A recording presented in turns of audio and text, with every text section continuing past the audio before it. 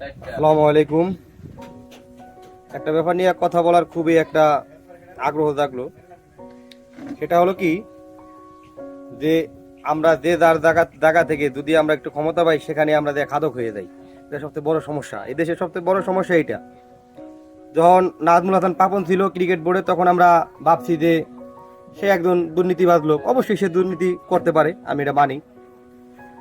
এখন ভাবলাম আমাদের পীর সাহেব ফারুকি সাহেব, সে তখন ক্রিকেট বোর্ডে আসলো।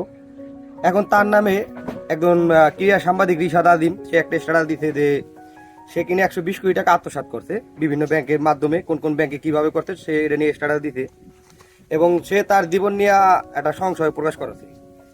এখন যদি এইভাবে বাংলাদেশের ক্রিকেটের বেহাল দশা চলতে থাকে, এইভাবে যে যার যার জায়গা থেকে যদি টাকা পয়সা আত্মসাৎ করতে থাকে, তাহলে আমাদের মতো ক্রীড়াপ্রেমী লোকজন বা কি বলে ক্রীড়াবিদ লোক, এদের অবস্থাটা কি? তাহলে তো আমাদের ক্রিকেট খেলা বাদ দিয়ে আমরা ওই 5 জন আর 5 জনের মধ্যে নেশা জাতীয় দ্রব্য সেবন করা, এই তো আমাকে দরকার। তাহলে আমরা ক্রিকেট খেলে লাভটা কি?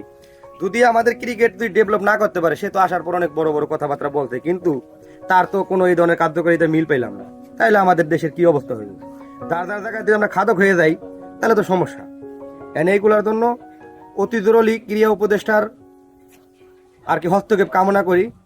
দেশটার ক্রিকেট আগাই যাক, বাংলাদেশ ক্রিকেট জয় হোক, এটাই আমরা চাই। জিম্বাবুয়ের সাথে না হারুক, আমি এটাই চাই।